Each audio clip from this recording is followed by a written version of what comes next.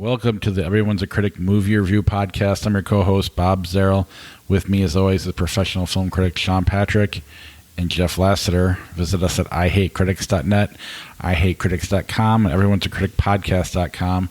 We're on Facebook, Twitter, X, Instagram. Our handle is CriticsPod. Listen to the show at Apple Podcasts, Google Podcasts, Spotify, Stitcher, Alexa, all your podcatchers. Is Stitcher even around anymore? I have no idea. I've been saying that for so long. Actually, no. I think they're done. So going away because you could get all the Office Ladies extra stuff on Stitcher, and I think they made an announcement right before the strike about that. So yeah, I need to change up that opening. I've been saying Stitcher for a while. Anyway, anywhere you can listen to podcasts, more or less, we're there. If we're not, let us know, and I'll happily try to get on it. But please go to Apple Podcasts, subscribe to the show, rate and review the show. For some reason, that chart's the one that matters the most, and we'll read your 5-star review on the air. We're also on YouTube as well. Listen to the that we have patreon.com is the best way to support the podcast. Go to patreon.com/criticspod. Then we have our TeePublic link over at ihatecritics.net. Up in the right-hand corner, you can click on that to get some of our outdated podcast merch. Sean, where can people read your reviews? It's at Podcast Sean on Twitter. I've got all my shares there. And, of course, the archive blog is seanatthemovies.blogspot.com and geeks.media, horror.media for the stuff that I've been posting lately. Jeff, where can people find you or get your artwork? JeffLassiter.com is my website where you can find links to my Etsy and my TeePublic and anything else I'm doing. My Instagram is Jeff Lasseter Pop Cult. Go there to see where I'm going to be as far as the upcoming conventions and things like that this weekend. If you're in the Quad City area, I'm going to be at the Rock Island County Fairgrounds in East Moline on Saturday the 9th at the QC Toy Show, selling some of my art and hopefully getting rid of some of my Star Wars collection. So come and see me. Awesome. Ooh. And all those links can be found in our show notes. All right, I'm going to head out. You guys can take the show from here if that works. All right, bye, Bob. All right, see you guys later. So, Jeff, I was just posting on our Facebook today regarding a new article that I've written for geeks.media. And this article is all about embracing the future of film criticism. And what it is talking about this whole thing. There is this controversy going on around people who are so-called influencers versus people who are considered critics. And I just wanted to put this out there just kind of at the start to say that for me, when it comes to film criticism, I don't feel like it's a good idea to start gatekeeping people out of the business, especially young, diverse voices. The way we've been approaching this, there's a lot of critics out there who are like, well, these people are just they just want access to celebrities and they're going to do this for free and they're going to ruin our industry. And it's like, dude, junketeers or junket whores or starfuckers have always been part of the critical landscape. Like, and I don't mean this as shade on any of the members of the Critics' Choice Association who I'm a member of. I really enjoy those people, but there are some in our brotherhood, sisterhood that are just there to get access to celebrities and wield that as their sort of, way of perpetuating their career. And I don't see being an influencer attending, film premieres and junkets being any different than the kind of junketeering we've seen over the past 70 years of Hollywood interactions. People have been leveraging relationships with celebrities this entire time, ever since the first person wanted to promote a movie, somebody was, willingly throwing their journalistic credibility aside to give them a platform. So it's kind of silly to me that that's a line we're trying to draw. But then we're also, so many of us, painting with this broad brush of taking these very young, very smart critics and kicking them out the door because they're on TikTok or they're on YouTube or they're doing Instagram stuff. And it's like, there are a lot of really smart, talented people who are doing some of the best film criticism on YouTube and even on TikTok. I wrote specifically about a young woman named Jay Stubbs on TikTok, who's phenomenal. She's a tremendous critic, and she doesn't even want to call herself a critic. But I imagine the reason that she doesn't is because there are so many guys my age or older who just jump into her comments section and tell her why she's not a critic because, I don't know, she's in her 20s and she hasn't seen this movie or that movie. It's like trying to talk to some dude about going to, I really like Pink Floyd. Oh, well, have you listened to the Division Bell? Like, or wearing a Motley Crue shirt, and then some random 50-year-old dude walks up. Oh, you like Motley Crue? Name 3 of their songs. Exactly. There's a lot of that energy in this. A lot of that energy in this discourse about critics, and especially about young critics on different platforms. That's the worst one. That's the one I hate.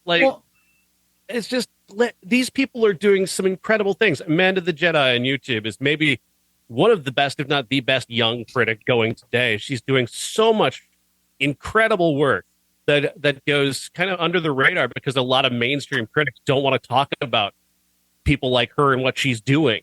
And Patrick Willems is another one on YouTube he's doing these phenomenal video essays that are some of the best criticism going today. And we're going to end up dinosaurs and end up killing our entire industry of film criticism because we won't embrace these young people who are doing incredible things in film criticism. I think the bridge between old school critique and new platforms for criticism, whether it's TikTok or whatever, is podcasting, because podcasting was embraced by Gen X, mm-hmm. and then millennials right away. And I think that the people who begrudgingly started going on podcasts or making their own to talk about movies and TV shows as critics, that was already something that they kind of had to, quote unquote, deal with to be a critic. We've got to open ourselves up. We can't just write in the newspaper anymore.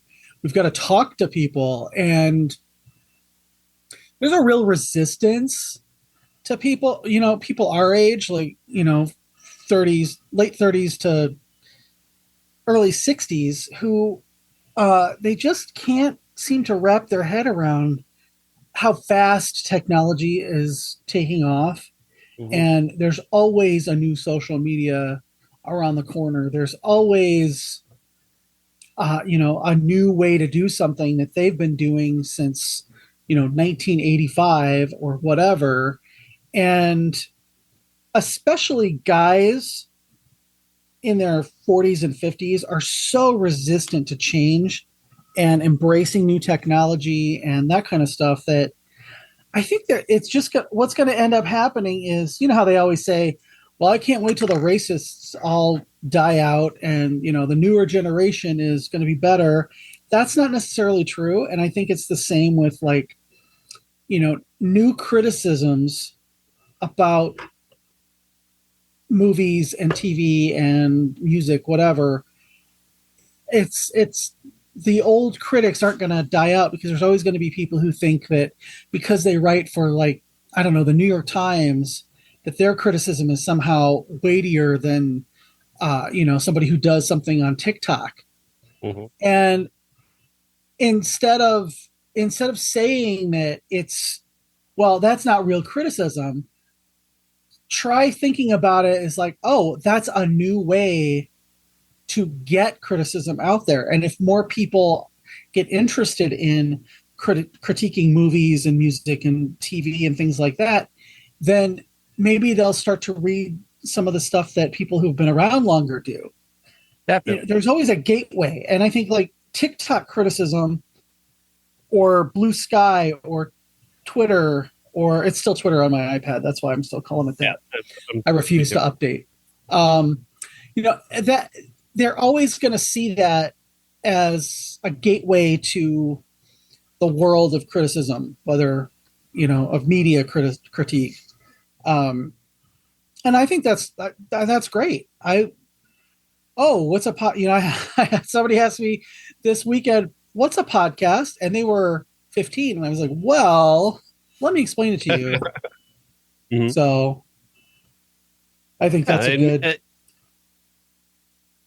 It's you made many great points there that I can jump off of, because like the this, critics should have been on the cutting edge of this, you know, as it was building when it came to podcasts. This should have been an opportunity for us to take criticism in that direction, and you know, YouTube even especially. I mean, guys who are not, you know, people who are not considering themselves film critics are doing amazing criticism on YouTube. Jenny Nicholson, even some of the big, you know, the big names like Drew Gooden and Curtis Connor, and they're doing Danny Gonzalez. They're doing film criticism. They're talking about bad movies for the most part and making fun of them, but that is media criticism. And to look at that and go, well, that's not what a film critic does. They aren't critics. Well, no, they're not. They're not going to call themselves critics because it's not cool anymore to do that. Yeah. But also, they're doing media. You know, they're the future of media literacy right here, telling people how to critically look at media, and to pretend that that's not true is just, it's very silly, and it's killing the industry. It's killing the business.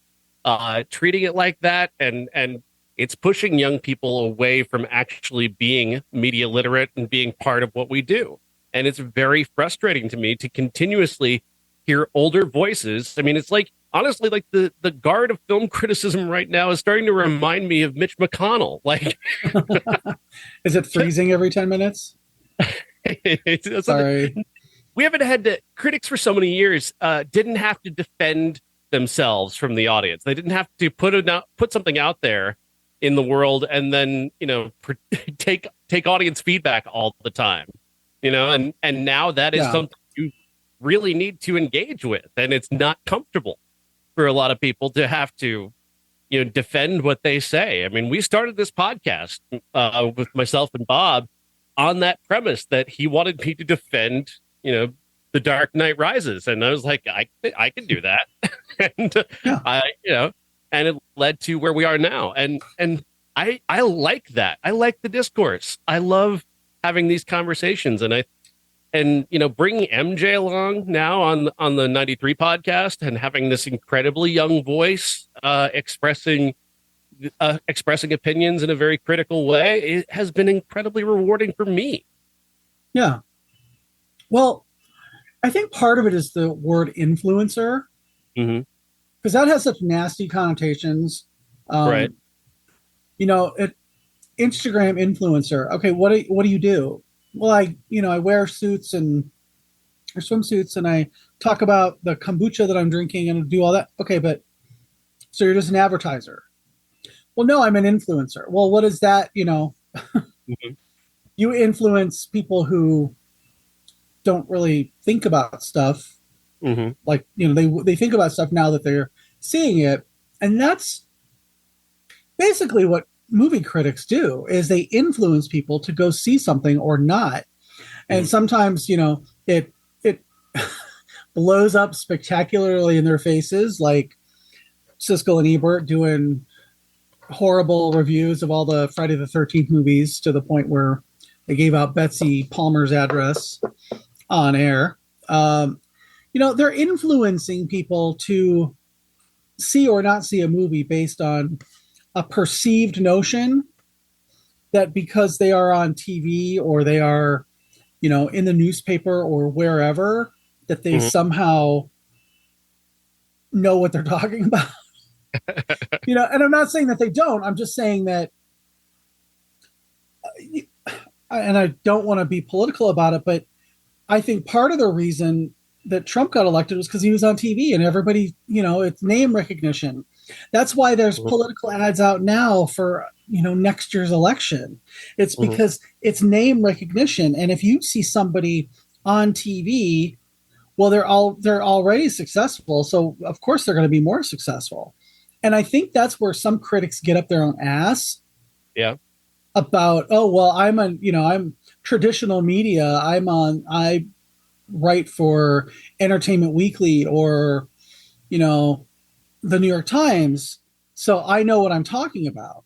Mhm. Well, no, that just means that you lucked into that position because you did something right, but it doesn't mean your opinion is any better than, you know, Daisy May Bluebell on Instagram or TikTok talking about how, oh, I went to see the new Friday the 13th movie and it was really cool and I did this and this and this. There's nothing wrong with being happy about seeing something, that even if Sure. most people think it's critical, you I, I, know. do- I do think there's a place for expertise and dedicated time and education in this, and Yeah. I do think that is an important aspect. I think criticism should encourage people to become more educated about what they're watching. Uh, I don't necessarily, I mean, not to put myself up my own ass, but I don't want to necessarily say that just a random person is as good as what as has an opinion as educated as mine, because I have done this. No, I don't. But you But know, I mean, we all know that there are quote unquote influencers who are actual decent critics who definitely, that's my are point. just dismissed. Can't paint them all Just under the same brush. yeah, Like there's an insidious aspect to the supposed influencer thing where these people are just they're literally doing commercials and not telling anybody they're doing commercials. And they did this commercial like I wanted to get access to Vin Diesel, so I went to this junket and interviewed him and put it on my Instagram, and now I'm a film influencer, and that's there's an insidious quality to that because a journalist has to tell you that they're doing that yeah, type of material, whereas an influencer doesn't see themselves as having to follow the same ethical guidelines. And also, that I understand the defensiveness on the part of a lot of entertainment journalists that there are people who are willing to do this just for access to celebrities and not get paid for it. And these entertainment journalists are going to be losing their jobs because there are people willing to do the studio's bidding for no pay, just access to celebrities. That is yeah. certainly an insidious aspect of this. But frankly, if a few junketeers lose their jobs, a few starfuckers lose their jobs, I'm not going to cry over that. You're not going to Yeah. be missed if that's I been mean, your it's job all this time. it's like, how many times have you watched Entertainment Tonight or shows like that where the people interviewing the celebrities on the junkets are just so clueless and, quite frankly, don't know how it works. You know, you've seen that interview with, I can't remember who did it, but where they asked Robert Downey Jr. about his substance abuse Mm-hmm. and how are you going to talk about that to your new fans and your, and he's like, we're not doing this. This was specifically not on the table, and walked away. It's going to work itself out like that.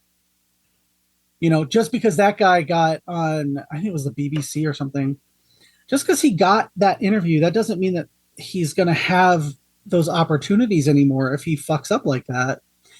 Just like like, I'm just throwing a name out there because it's recognizable. Say Owen Gleiberman is like, well, I don't like this trend of TikTok, whatever.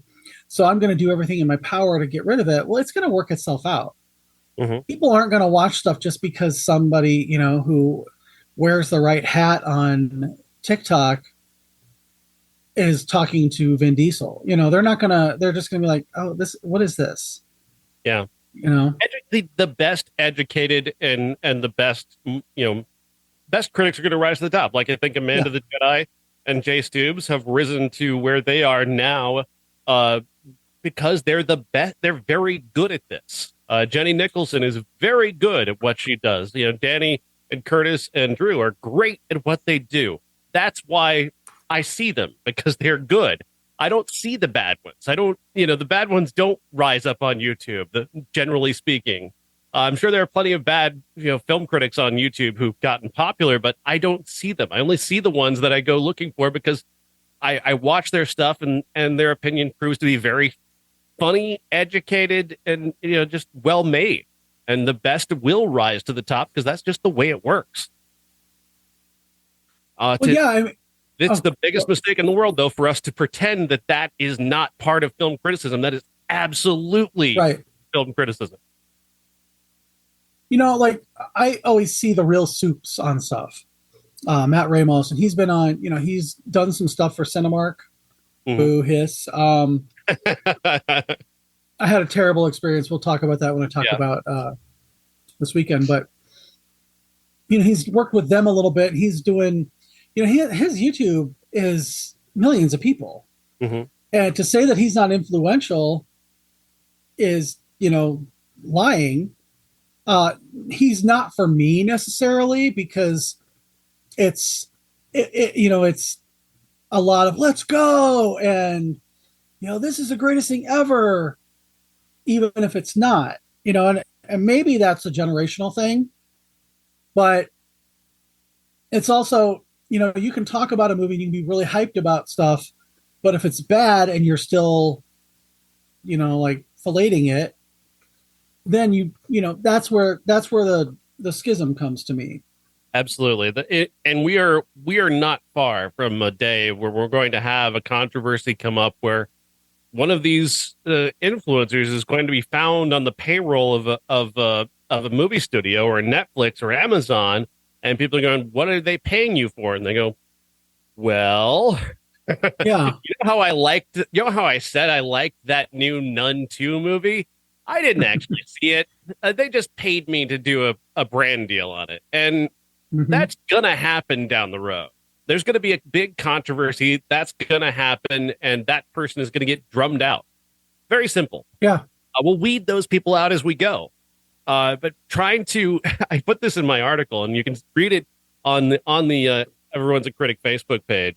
But trying to stop this wave is like trying to argue with a tsunami and get it to stop from coming. It's not going to Yeah. work. You're not going to stop this. You've got to let it play out. You've got to open the doors and let the good ones in, and some of the bad ones are going to get through too. And that's just the way it is. Mm-hmm. All right, Jeff. Yeah. Let's talk quickly. I'm going to use the box office as a jumping off point for our new movies this week. Okay. Because the number one movie in America was The Equalizer 3 at $34.6 million. No controversy at the box office this weekend. It was just straight up all Denzel all the time. The Equalizer 3 takes Denzel's character to Italy, where he has infiltrated a farm and killed a lot of people in incredibly violent fashion. This is bordering on a horror film, what we see of what Denzel does to these drug dealing characters. He meets the top guy. He kills him in a very spectacular fashion and ends up, unfortunately, getting shot by a little kid that nearly kills him. He gets saved by a local doctor in a small Italian village and nursed back to health. And he finds that this village is being menaced by the mob. And so he decides to take out the Italian mafia all by himself, with a little help from the CIA in the form of Dakota Johnson, or not Dakota Johnson, Dakota Fanning. And this is I had a lot of fun with this movie. It's extraordinarily violent. And I think each of the Equalizer movies have been extraordinarily violent, but this one, I mean, he takes a gun off a guy and shoves it through his face. My God. Like he's fucking Jason Voorhees. But it's fun though. It's fun to watch. The violence is very exciting, very bloody. And it is. There's a part of me. I think there's a part of everybody that just likes to see very clearly drawn lines between good and evil. And like there's no shade of gray at all in the bad guys in the Equalizer movie, Equalizer 3 especially. No shade of gray. There's not even a characterization, really. They're just evil. They're not only are they the mafia, they're funding terrorists with their mafia activity. Like, they're just all bad, and they're bullies. They do these little bullying bullshit things, where they're just doing harm to very nice small Italian coffee shop owners. Like, they're just dicks. And so watching them get violently destroyed by the side of good, there's just part of that little the rat brain part of you that just goes, yes, kill. And I did. That was me watching the movie. I did. I enjoyed that. I know this movie isn't getting the best reviews. There's a lot of people who are uncomfortable with the level of violence. They don't feel like at what 68 years old that Denzel Washington would be capable of this. I know Bob would find it hard to put himself in a situation. He would say he could beat up Denzel Washington if you were here. Um, but I had a great time. I loved this.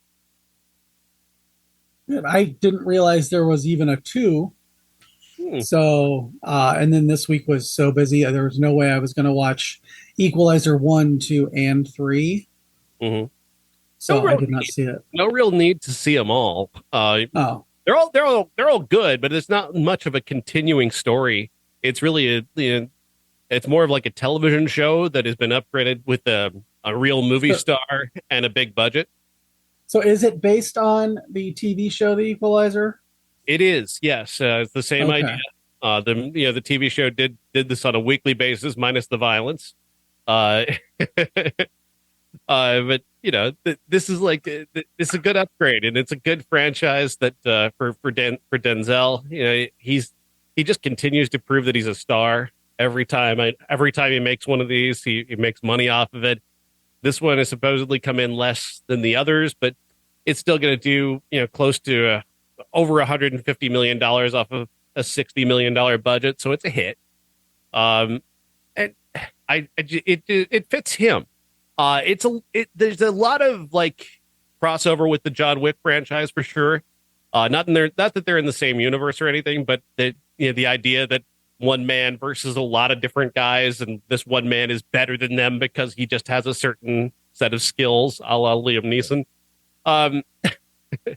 But other than that, I mean, I think John Wick probably does the action better. But having Denzel do sort of a John Wick thing is also kind of cool, I guess. It worked on me anyway. Maybe it's just I love this level of violence. Because I think the evolution of action movies may be the horror film. They go so far to impress people now that they're going to horror movie levels of violence. Well, they get progressively, more and more violent every time a new one comes out. So yeah, I can see that. I do have one question though. Mm-hmm. In a battle of the Equalizers, who would win? Would it be Denzel, Edward Woodward, or Queen Latifah? Pretty sure Denzel's got that one. Okay, just checking. Because I forgot about Queen Latifah. That one's like currently running. It's still on the air. Wow. It is still on the air. So amazing. Yeah, I recommend Equalizer 3. Good to know. All right. The movie of the week, though, there's no doubt about it. It's called Bottoms. And this one is directed by Emma Seligman and co-written by her star, Rachel Sennett. Also co-starring Io Adebiri. And this movie, I love this movie so much. It's about two queer best friends who are going back to high school for their senior year, and they want to get laid. And the fact that they happen to be two young women in this sort of idea that kind of jumps off of where, American Pie or Superbad jumps off, it is different in a very exciting way. It's forcing people to confront the fact that, hey, gay teenagers are horny too. Guess what? Mm-hmm. For years, like there have been young gay characters, they're not allowed to express themselves sexually on screen in order to make, mainstream America more comfortable. And it's just been, I think there are good movies out there that have portrayed young gay characters, but allowing them to have this little lusty edge it's almost like revolutionary in a way for young gay kids to see themselves in that way, having actual sexual desire, even as they're desperately awkward and unable to, connect with other people. But then it takes it in it takes like that Superbad American Pie premise and then adds in this element of Heathers that is really like elevates that. Not to say that it's derivative. It's not derivative. It just takes those ideas and builds off of them in the most exciting way, to the point where they these two friends, Rachel Sennett and Io Adebiri, create this mythology around themselves that lead to them almost accidentally creating a high school fight club that happens to exist in this universe because there's this violent football rivalry going on in which their rivals are actually doing physical harm to people. And there's that takes it to this whole heightened level of outside of like your typical reality where people are being just murdered in the background, I guess. And everybody's just kind of going about their lives as if like, well, this is just what happens during rivalry week, you know. And it's so much goddamn fun. And every line just builds to something funnier and more exciting and daring and different and incredibly unique. This cast is amazing. Rachel Sennett is maybe the best actress working at the moment. I mean, she's just, her timing, her persona is just so her. It's just who she is. She's got a just amazing personal persona. Then you have Emma Seligman, who I think is the single most original director working right now. With this and Shiva Baby, you watch a movie by Emma Seligman, you know it's by Emma Seligman. You don't even need to check she's so distinctive and stylish and unique. And I know it's only 2 movies that we're working from to build that impression, but I swear to God, if I saw her next movie and you didn't tell me it was her, I would know it was her because she has her own style. Yeah, boy, did I love this movie. So I did not know what to expect. I just saw the poster, and I was like, "Oh, okay." I assumed that the 2 football players were the bottoms because the way they look on there, right? And I mean, the way Miles Fowler caps for his character's name is Tim. The way he caps for Jeff Nicholas Galitzine is so, it's like one of the gayest parts about the movie.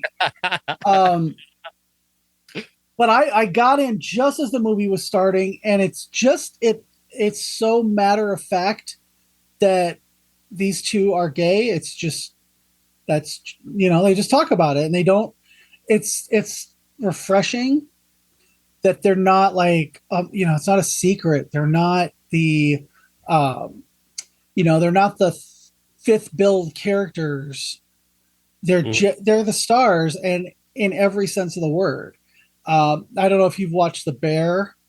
I watched a little bit of, yeah. Io Edeberry is amazing in it. She's just so real in everything that I've seen her in so far that I can't wait to see what else she does. You know, Rachel Sennett she's like that girl that everybody likes, but everybody's just a little afraid of. You know, we all had that friend in high school. She's friendly, and everybody kind of knows who she is, but they're not necessarily going to fuck with her because she's just a little frightening. Mm-hmm. Yeah. And she plays that so well. And it's like, they're not, you know, they're not the Hollywood lesbians, which are, you know, they've got to be perfectly made up and perfect hair and all that. They literally look like they're in high school. Mm-hmm. You know, my niece dresses the same way, you know, like a rugby shirt and sweatpants or whatever. Right. And even though everybody is like 25 and up, they all are really believable as teenagers. Well, especially when you compare it to Heather's, like it's the same idea, you know, and that influence, that DNA is there in a way. Yeah. I mean, you know, like PJ and Josie are kind of both Veronica from Heather's. And Heather's, I love the movie Heather's, but none of the actual Heathers have as much depth as, say, you know, like Brittany or Isabel do as the popular girls. I just gotta say, Brittany, played by Kaya Gerber, looks exactly like her mother, Cindy Crawford. Oh wow, yeah, wow, yeah, damn, that's her mom. That's crazy. You put a mole on her, and I would not be able to tell them apart. She even sounds like her. I grew up watching, you know, Cindy Crawford hosting House of Style, and she sounds like her mom too. It's like, I mean, I don't know how good you're going to be as an actress in the future, but you're really going to have to play your mom at some point. Um, I everybody in there was just so fun, and Jeff as the captain of the football team, and some of the posters that they make for him. It's a heightened sense of the high school quarterback that is so wrote in every single movie that has a high school in it. Yeah. But it's just so heightened. And, the posters with him on it, we believe in Jeff, and it's like a cult. Right. Or, smile, you never know what he might be watching. that poster.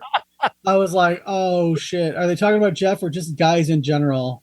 That little those little details though, like again, that's just the great directors and the really great directors have that level of attention to detail where it's just something that's going to be passed on screen for just a moment and be gone. And they care enough to put that level of detail into it to give you that laugh that is not going to be a big part of the plot. It's just there to underline the entire universe. Like, brilliant, just goddamn brilliant.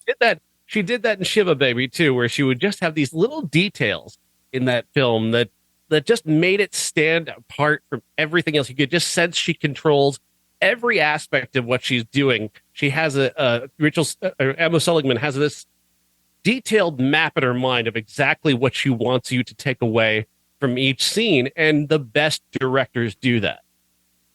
So you said Heathers, but there's something else that this reminds me of a lot, and I would love nothing more than to sit down with Emma Seligman and ask her and Rachel Sennett if they were big fans of Strangers with Candy, because it has that same sensibility. It's high school, but it's heightened, and all the little, like there in Strangers with Candy, there were so many posters with the Principal Blackman, and the home of the concrete donkeys was just everywhere. And it's little bits like that makes me wonder if maybe they were big fans of that. It almost feels like Strangers with Candy, like either before Jerry Blank came in or after she graduated finally. And that sensibility of everything's a little heightened. Everything's a little, like queer. Even the non-queer characters are a little queer here. Yeah. Like Mr. G, Marshawn Lynch, he looks and sounds like he would have come out of Flat Point High from Strangers with Candy. That show had all these little weird characters, like, Stephen Colbert played Mr. Noblet, and he was gay with Mr. Jelinek, the art teacher, but they were closeted and all that. And it's that sensibility that really, I kept pulling that out during the movie. I was like, this is so Flat Point High. If they'd called it Flat Point High, it couldn't have been more on the nose. I know of that show. I've never watched that show myself, so I can't engage in that. But yeah, I did that. I loved the heightened universe, and I loved the Fight Club stuff. The Fight Club mentions are so funny, and then the little fighting that there actually is they go for it. They're going for it in a big way. And I like that once, like in any teen movie, the leads are ostracized because of, like their ulterior motives are discovered, that instead of a Fight Club, it becomes a David Fincher club. And I love that little detail. There's a little sign when when PJ and Josie are, excommunicated, and all the other girls are sitting watching a movie at Ruby's house. There's a little sign on the little island that says David Fincher Club, and I just fucking laughed. Again, attention to detail, like the attention to detail, just spot on. And yeah, I just love this movie. It's one of the best of the year. It's the best comedy of the year. It's got more laughs, I think, than any other movie this year for sure. intentional ones, the unintentional ones, there are some that might compete, but in terms of intended laughs, this movie is phenomenal, and I'm just so excited about what Emma Seligman does, and to the point, like you can address this way better than me, but like seeing characters like this, queer characters like this in this kind of movie, this is unprecedented, right? You've not seen characters like this before. Not high school necessarily. Yeah, I mean, specifically. Like I think for the longest time, all gay characters had to be perfect. Mm-hmm. There's no nuance, and we talked about this when we talked about cruising. And you can't have a killer who's gay. You can't have a bad guy who's gay, LGBT, whatever, because of the fact that we don't have our rights. This to me is like gay rights. You know what I mean? It's just so like, it's funny and it's raunchy and it's so matter of fact. I think that's what I like the most about it, is that it's just from the very first scene, they're just gay. And they just, you know what? Well, we're the only gay kids that do this and this and this. And I'm like, oh, that's refreshing. And I was sitting in a theater full of like straight white guys and their dates, and it was getting the laughs. And nobody got up and walked out, or it was like, oh, come on, blah, blah, blah. Nobody said shit about it. And that was great to me. In our little small town, I expected some people to be pissed or whatever, but they weren't. And it also, it really got laughs. I know I was very surprised because some of the stuff was pretty queer and a little like kind of inside baseball, but people loved it. People got it and they loved it. And that was refreshing. Just like the whole movie. This is the kind of like frank sexuality that American Pie was able to do with 4 male characters and had never, we've just not seen this type of thing. And we've seen like straight female characters, like the American Pie movie, the American Pie Girls Rules does something similar in allowing those characters, sexual agency. But like, this is the first time I can recall in a mainstream movie seeing young gay characters being able to express the fact that they're horny. Just the fact that they're horny. They have hormones. They want to have sex, and there are people that they want to have sex with. That is stunningly rare. Yeah, and one thing too about it that I heard a lot of, not necessarily criticism, but a little bit of a buzz that the movie's tagline is a movie about empowering women, and in parentheses, the hot ones. And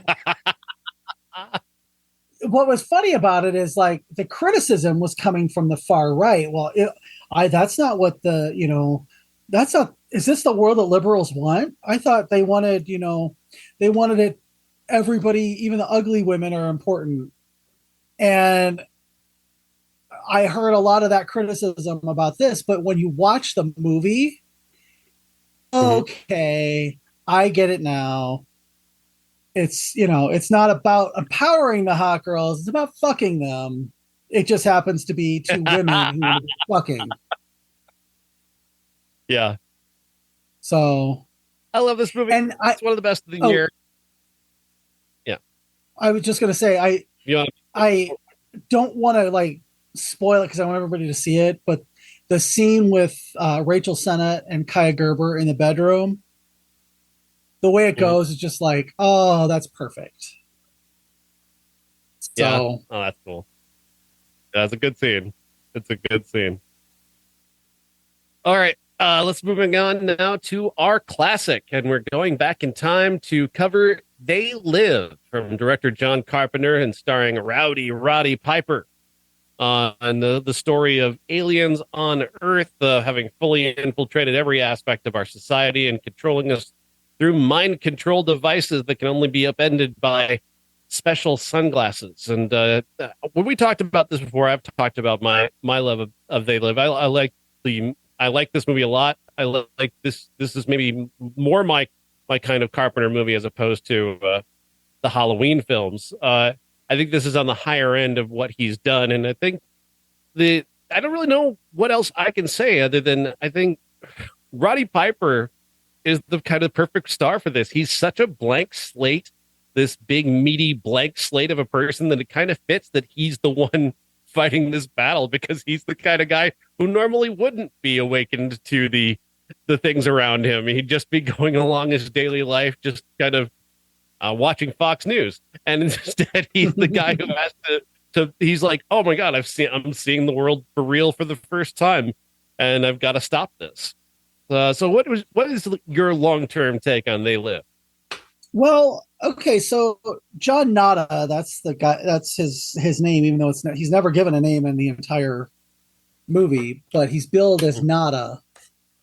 And I think that having seen this movie a handful of times over the last 35 years, it never seems old to me, because it seems like we are all living in a simulation. It would be so easy to control us by aliens, because we're all fighting. We're all like, everybody's poor and downtrodden, and they're just trying to keep their head above water.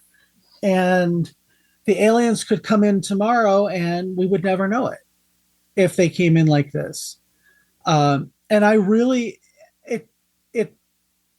so I went to see it. We picked it because it was going to be in the theaters as a Fathom event. And I went to the theater. I was so pumped to watch it that, Cinemark has this new thing where they're now charging you to pick up your stuff. So I thought, well, I will just go and get my snacks in line. And 40 minutes later, I was 15 minutes late for the movie because they were just horrible. I ended up giving up and getting a refund and watching it at home. And let me tell you, seeing it at home kind of brought the bleakness to it, because I was alone. It wasn't like I was watching it with a bunch of other people. It was that I was sitting alone in a room watching this movie about a guy who feels alone because he realizes that it's kind of him against the aliens. And one of the things that John Carpenter does so well is he puts you in the shoes of his protagonist. Mm-hmm. And gives you time to get to know Nada, that he is, he's a cipher. He comes onto the scene and just wants to work. And then he has that weird homosexual interlude with Keith David, where they're following each other and giving each other the eye, and Keith David's watching him dig, kind of like, I watched that. I'm like, wait a minute. I never really thought about that before, but I think he kind of wants to fuck him. So that's why they fight. Punches. Yeah, that's why they fight for 10 minutes. It's all sublimating your rage. Trust me. But Carpenter gives us that long introduction to the character so that we'll be on his side. And I'm sure, based on reading tweets, X's or whatever they're called now, there's a lot of people that would simp for the alien overlords just because they think they're going to get somewhere. Yeah. I mean, they already do it for humans. Well, people we think are human nominally. But we're on his side from the first scene because we've all been there. We've all, been in that downtrodden place where nothing is going to be right ever. And he's lucky enough to realize pretty quickly that the deck is stacked against him. Mm-hmm. And that, the capitalist society that we live in is all a front for, aliens who are just going to terraform our world. And that's that to me is the most remarkable part of this movie, is just how resonant that theme is, that whole, the mind control devices, the consume, and the very the messages that are buried, that are covering every layer of this society and that people can't see. That is so ahead of its time. I mean, I know Orwell had done something, before that probably inspired, Carpenter, but by the same notion, he created something in They Live that is so resonant and so timely and still remains so effective today that if you watch They Live today at any age, you're going to see this and go, yeah, that sounds right to me. Yeah, yeah. I mean, the prescience of this show is, I just it, I just can't get over how it's so resonant today, and everything that like I made the mistake a few months ago of looking at an Instagram account called "Fuck You, I Quit." Yeah, I don't know if you've ever seen that one, but it's about how work and workplaces are just some of the worst places in the world, and it's because we're not meant to do backbreaking work 5 days a week, sometimes 7 days a week.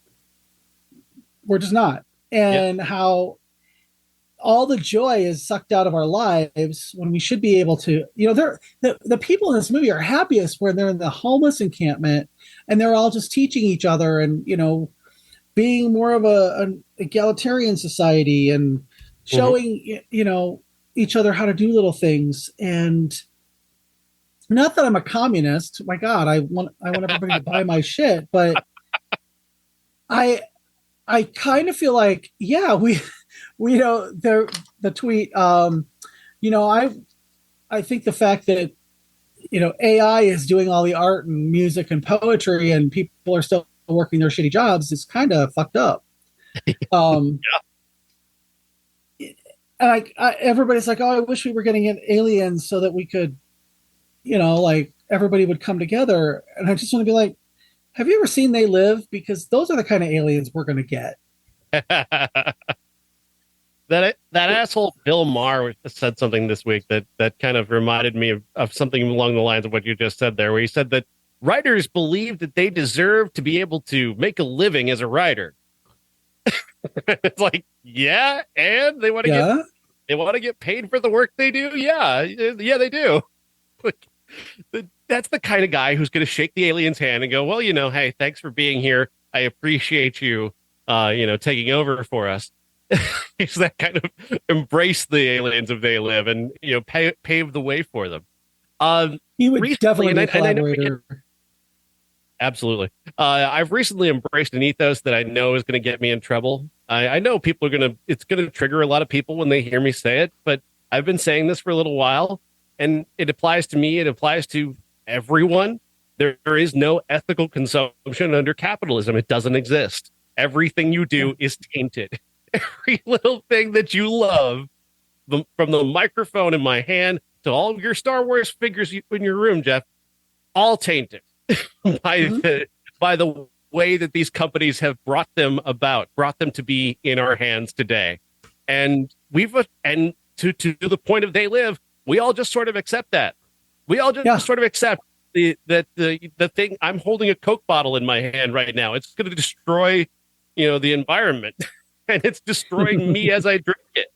But I'm doing it, and we don't want to talk about this. And Roddy Piper is like screaming into the universe, you pay attention to this. Look what's happening. Look what they're doing to us. And they're like, dude, I just want a Coke, man. I think there's a happy medium. Everybody can do the things that they love and be what they love and whatever. I don't necessarily anymore subscribe to the fact that, if you work hard and everything, your life will be great, because that's, who's telling us that? The people who we work for. And I think that we are at a point in our society, and I think it's kind of, it's reminiscent of this movie, where we're all starting to wake up a little bit. We're starting to put the glasses on and see who's pulling these strings, and who the puppet masters are not good people. And, in the case of people like Jeff Bezos, they're barely people at all. Um, like everybody if right he was right if he was now. an alien, we would not. I mean, no one would be the least bit surprised, and we'd all just go on with our lives. No, him and Mark Zuckerberg and Elon Musk and I like there's a thing going on right now on Twitter X that he is going after the Anti-Defamation League, like Really, the somebody Jewish. to go after, Yes, because they're demanding that this ad is taken off and this ad is taken off and ad revenue is down. First of all, take responsibility for the fact that you came in and fucked up a platform. Second of all, just because you think that everybody should get to say whatever insane, racist, anti-Semitic shit, just because you think that's right doesn't mean that everybody else thinks that's right. And if somebody came tomorrow and unmasked Elon Musk or Mark Zuckerberg or anybody on national TV as an alien, I wouldn't be in the least bit surprised. Yeah, no, we wouldn't. No, it would be like, well, there's one of the best Simpsons gags of all time. Is when it's a Halloween episode. Two aliens have come to Earth and they've replaced Bill Clinton and Bob Dole with themselves. And once they're unmasked, everybody just looks at them and go, "Well, we got to vote for one of them." Like they're overlords. I feel like setting this movie in LA, LA as a character in this movie. Because it's the homeless population there is so big, and yes, I'm aware as somebody who lived there that it can be disgusting, but honestly, if you were homeless, would you want to live in Antarctica or sunny California? But it's such a cliche at this point that LA is filled with homeless people that you don't really get that. You don't get to kind of discover that through this movie that, yeah, they're all being held to an impossible standard of living. And who can reach that? Only the aliens. Only the, the people who have thrown over themselves to the aliens. So only the people without ethics are the ones who can get over and live and thrive. And we're seeing that more and more. People who are willing to be unethical and only enrich themselves and only look out for themselves are getting by, and they're okay with that. And they're going to vote for the people who continuously put them in a position where they can be unethical and not care about the rest of the world and allow them to be selfish. And they're going to continue to allow that to happen because that benefits them. And I'm going to sing Kumbaya now and all that, but I can't.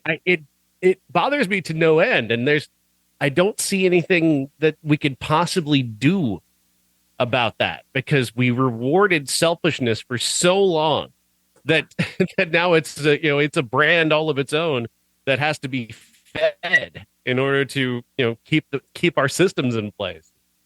Well, and it's most uniquely American. We're the only developed nation that doesn't have healthcare as a basic right. And everybody's, I've got family members who are just like, well, if you do that, your taxes are going to go up so much. And that's just not true. They're going to go up. Yes. But I would rather pay 5% more taxes and know that you're not going to have a heart attack and die because you can't afford to go to the hospital or take a fucking ambulance ride. Isn't GoFundMe basically that? It's a tax on you to pay for people that who are dying. Is that not what you're doing already? If you're donating $100 to somebody's cancer GoFundMe, guess what? That's exactly what we're talking about when we're talking about universal health care, you moron. But here's the deal. The people that are against healthcare are the people who wouldn't give a dollar to people who are dying. Maybe. They're just we should not have to live like we were living 40 years ago when with the aliens. It's baffling to me that people think this is okay. Yeah, this is John Carpenter's best. This is John Carpenter at his best. This type of stuff. Oh yeah, absolutely. I think this is way better than most, if not all, of his horror stuff. Honestly, I think this is the smartest, most thoughtful movie that he's ever made, and truly, this is one that I think he should be remembered for, as opposed to the other stuff. Yeah. All right, we've got to begin to wrap up because I've got other business to get to tonight, but I do want to mention the 93 podcast. We didn't want to talk about the movie Fatherhood. We didn't want to even fucking watch the movie Fatherhood with Patrick Swayze. Jeff, I don't know if you know the premise of this film, but Patrick Swayze is a hoodlum who finds out that he's a father. Fatherhood. Get it? Yeah, I get it. So yeah, we tried to blow that off. We tried to make it better by blowing that one off. And we thought, well, why don't we circle back to a movie that I think we liked, Amy and I, being of Generation X. We both thought we liked Conehead with Dan Aykroyd and Jim Carrey. It turns out, no, in fact, we didn't like that movie. We didn't like it at all. It's as shrill and nonsensical as every other SNL movie. So we talked about that. And the movie that's coming out this week that's also on the show is called Calendar Girl. And this is a movie that came out 30 years ago starring Jason Priestley, in which three friends travel to Los Angeles so they can go to Marilyn Monroe's house to see if they can have sex with her. Wonderful premise. Just, and it happened it's set in 1962, just days before her death. So I'm thinking to myself, if you watch this and Blonde back to back, that would count as a dystopia. That's a dystopia doubleheader right there. It is bleak. It's so bleak. But it did lead to a question that I'm going to pose to you, Jeff. Do you know what the term canoeing means? Oh God, no. Do I want to know? Canoeing is just sex. It's sex in the late 1950s, early 1960s. For some reason, they called it canoeing. And for the life of me, I'm trying to draw out the logic of what connects canoes to sex. And for the life of me, I've found no way to cross the bridge between sex and canoes. I have no idea. The literal Google definition, Amy reads this on the show, they basically said it's about tipping a lot of canoes. What the fuck does that mean? What does that have to do with sex? Well, you get a woman in a canoe, you tip it over, she has to take her clothes off, and if she takes her clothes off, you're having sex with her. Maybe? I don't know. I'm trying to understand how they got here. This term canoeing is used so many times in this shitty movie because they all want to canoe Marilyn Monroe. Yeah. Baffling that this ever existed. And of course, it's the guy who directed two Big Mama's House sequels and a David Arquette 90s comedy. So, that man is a fucking criminal. All right, we have to get Bob back in here so we can wrap up. I can't stick around for Flick Chart, but maybe Bob can. So the two of you, maybe we can do that. Yeah, it's up to him.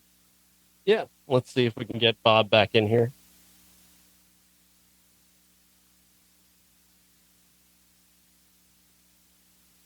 I've sent him a message. Okay. Maybe he's just expecting us just to end it on our own. I mean, maybe. Just let it go, and then tomorrow people wake up to a 12-hour show.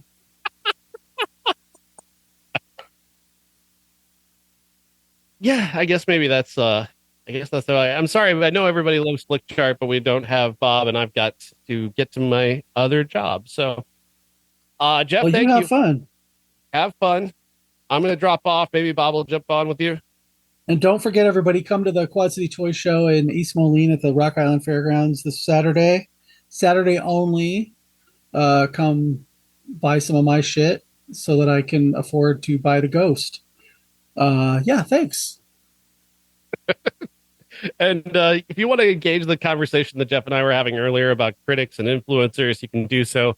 Use my article which is up on our Facebook page as your jumping off point to join that conversation. We'd love to have you be part of the show that way. We've been rebuilding the Facebook page a lot with a lot of new content, trailers, posters, behind the scenes photos, news, my stuff, Jeff's stuff. So be sure to interact with us on the Facebook page. We're doing everything we can to try and get that back up and running and get people, engaged with it. So please do join us on Facebook. Everyone's a critic on Facebook. All right, Jeff, I'm jumping off. If you want to wait for Bob to come back, you can. Otherwise, you guys have fun. Have a good night. Thanks a lot.